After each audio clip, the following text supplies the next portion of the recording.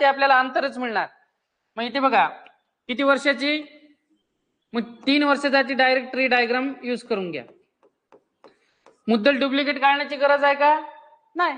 मुद्दल दिलेली आहे आपल्याला किती, 4000. मग 4000 रुपयाचे 5%, 5% म्हणजे किती, 1/20. किती होते,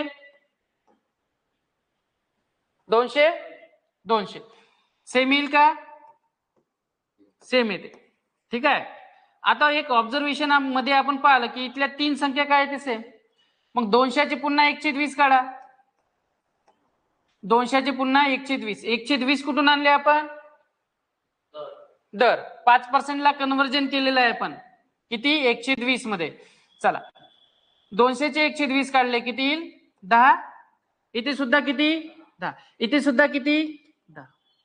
झालं सगळं नील झालं का?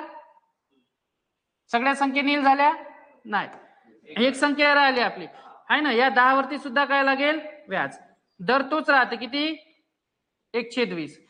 म्हणजेच किती, 0.5. मग इथे उत्तर येईल आपलं 0.5. काय केले आपण, 10 गुणिले 120, त्याचं उत्तर किती येते, 0.5. सिंपल आहे, अगदी सिंपल आहे. आता ऑब्झर्वेशन असल्यामुळे आपण इथे काढत नाही बसलो. आपल्याला माहित आहे एक संख्येचं काढलं आपण 200चे किती, 5%. इथे उत्तर किती आलं, 10. आपल्याला माहित आहे इथल्या 3 संख्या कशा असते, सेम असते. फक्त आपण शेवटी काय केलं, या 10 रुपयावरती व्याजदर लावला. व्याजदर तोच राहते आपला किती, 5%. म्हणजे 1/20 किती, 20. किती आलं उत्तर, 0.5. अंतर काढायचं आहे, डोळे लावून उत्तर निघेल का आता? हा, ओरिजिनल येईल का अंतर? हे ओरिजिनलच येईल, कारण डायरेक्ट आपण ओरिजिनल मुद्दलच व्याज मांडलेलं आहे इथं. मग अंतर आपण डायरेक्टली ऍडिशन करून घेऊ. 10 + 10 + 10 + 0.5 म्हणजेच किती होईल, 30.5. तर ऑप्शनला आहे का, 30.5 ऑप्शनला आहे. ऑप्शन नंबर किती, D.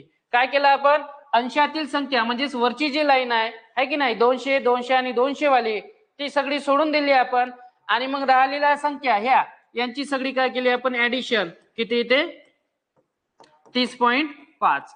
Option number D is correct. Option number D is correct. ठीक आहे. तर अशा टाइपचे क्वेश्चन आपल्याला एक्झाम मध्ये पाहायला मिळते. 3 मेथड आपण नेहमी शिकतो.